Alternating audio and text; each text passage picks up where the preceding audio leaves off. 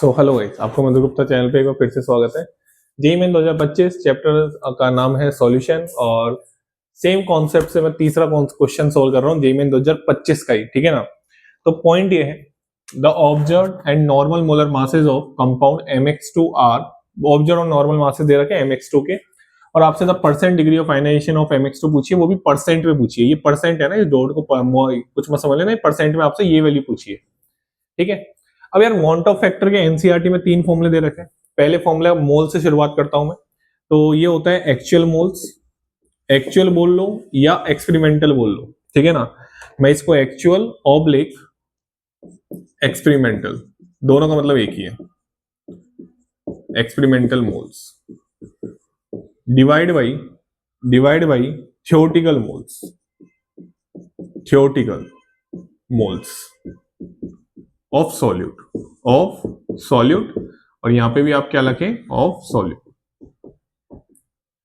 अब देखो ऊपर सॉल्यूट की बात करेंगे, ऑब्वियसली ऊपर की अगर हम बात करें, ठीक है, ऊपर वाले की अगर हम बात करें तो इसमें हमने कंसीडर किया है, कंसीडर एसोसिएशन और डिसोसिएशन ऑफ सॉल्यूट। बोल देता हूं मैं ना, लिखने में टाइम ज्यादा जाता है। हमने कंसीडर किया है इसमें एसोसिएशन और डिसोसिएशन, इसमें हमने कंसीडर नहीं किया है। बात समझ में आ गई, सिंपल सा फॉर्मूला, ठीक है। कंफ्यूज रहते हैं बच्चे बहुत, आराम से समझे। दूसरा फॉर्मूले से मुलाकात करते हैं, observed colligative property, observed colligative property divide by theoretical colligative property. वापस वही ऑब्जर्व्ड कोलिगेटिव प्रॉपर्टी जो एक्सपेरिमेंटल है, और ये थ्योरेटिकल जिसमें हम मान के नहीं चलते कि एसोसिएशन या डिसोसिएशन हुआ है, ठीक है ना। तीसरा फॉर्मूला भैया ध्यान से सुन लेना, इसको एबनॉर्मल कोलिगेटिव प्रॉपर्टी बोल सकते हैं, इसको नॉर्मल कोलिगेटिव प्रॉपर्टी बोल सकते हैं, इसको एबनॉर्मल मोल्स बोल सकते हैं, इसको नॉर्मल, ऐसे ही मोलर मास। लेकिन इसमें क्या होता है, एक गेम हो जाता है। क्या हो जाता है गेम? इसमें होता है नॉर्मल, जो आप अगर ध्यान से देखें इसमें होता है ऑब्जर्व्ड। अगर आप ध्यान से देखें तो मैं आपको एक चीज बताना चाहूंगा, ऑब्जर्व आपको ये दे रखा है, ठीक है, और नॉर्मल आपको ये दे रखा है। इसमें क्या होता है, normal molar mass divide by observed molar mass होता है। उल्टा होता है इसमें क्या होता है, उल्टा होता है। बस इसी में बच्चे थोड़े से दिक्कत कर जाते हैं और बहुत बड़ा कंफ्यूजन रहता है। मैं तो आपको यही सजेस्ट करूंगा कि मोल में हम ऊपर वो आता है जिसमें हम डिसोसिएशन एसोसिएशन कंसीडर नहीं करते। तो मोलर मास और मोल में क्या होता है, अपोजिट ही तो नेचर होता है, इनवर्सली प्रोपोर्शनल होता है। आराम से देख, यहाँ पे नॉर्मल था, वो नॉर्मल ऊपर आ गया क्योंकि मोल्स के टर्म में था, ये किसके टर्म्स में, मास के टर्म में है। अब इस क्वेश्चन में कुछ नहीं बचा, बस यही समझाना था आपको।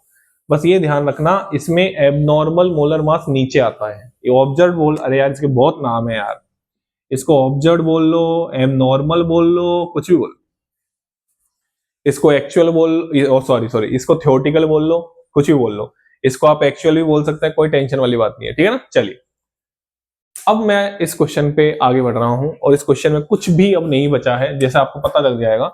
नॉर्मल मोलर मास कितना दे रखा है उसने, 65 ये तो ऑब्जर्व दे रखा है, ठीक है। तो अगर हम ध्यान से देखें तो आपको नॉर्मल मोलर मास दे रखा है उन्होंने 164, और ये आ गया आपका 65.6, ठीक है। तो ये मेरे हिसाब से जब मैंने इसको देखा था तो ये लगभग 2.5 बार कटेगा, लगभग क्या, ये 2.5 बार कटेगा। काट के देख लेना, कोई मेरे को टेंशन वाली बात नहीं है, आराम से कट जाएगा, ठीक है ना। चलिए अब मैं इसको रफ कर रहा हूँ। इसी वीडियो में मैंने आपको तीनों फॉर्मूला से मिलवा दिया है, बच्चे थोड़े कंफ्यूज रहते हैं इसमें, तो आप कंफ्यूज वाली स्टेट में ना रहे, इसलिए हमने बात कर ली। चलिए, तो आई बराबर होता है, अब तो मैंने ये पता नहीं तीसरी बार बता रहा हूँ, 2025 में n-1 इंटू एल्फा होता है। MX2 MX3 क्वेश्चन ने पूछा था एक जेईई मेंस की शिफ्ट में, इसको आप ऐसे लिख सकते हैं M3 प्लस 3x माइनस, कोई टेंशन वाली बात नहीं है। तो ओहो MX2 है ना, ये तो क्या सर MX2 है ये तो यहाँ पे 2 आ जाएगा बच्चा, कोई टेंशन वाली बात नहीं है, ठीक है। तो यहाँ पे n की वैल्यू कितनी होगी बेटा, 3। तीसरी बार बोल रहा हूँ, n क्या होता है, जो सॉल्यूट पर मोल ऑफ सॉल्यूट जितने नंबर ऑफ आयंस में डिसोशिएट होता है वो n की वैल्यू होती है। कितने आयंस में, 2 और 1 3। चलिए 2 और 1 3, 2 इसके और 1 इसका, ठीक। तो i की वैल्यू 2.5 बराबर 1 प्लस 3 माइनस 1 इंटू एल्फा, ये 1.5 हो जाएगा, डिवाइड बाई 2 हो जाएगा। एल्फा यहाँ से आ गया मेरे हिसाब से 0.75। अगर आप परसेंट में निकालेंगे तो 100 से मल्टीप्लाई कर दें तो आपका आंसर आ जाएगा 75%। मैंने आपको बोला था ना, क्वेश्चन यहाँ पे ही था, बस उसके बिना इस क्वेश्चन में कुछ भी नहीं बचा। ठीक है ना, चलिए थैंक यू सो मच। ध्यान रखें इस फॉर्मूले को, एनसीईआरटी में भी दे रखा है और इसमें बच्चे कंफ्यूज रहते हैं। ऑब्जर्व वाला नीचे आएगा, ये टर्म्स है बोलने की, ठीक है ना। क्वेश्चन ने यहाँ पे ऑब्जर्व बोल दिया, एम नॉर्मल बोल देता तो एम नॉर्मल में नीचे ही आप। ठीक है ना, चलिए thank you so much. Channel को लाइक करें, शेयर करें और सब्सक्राइब करें।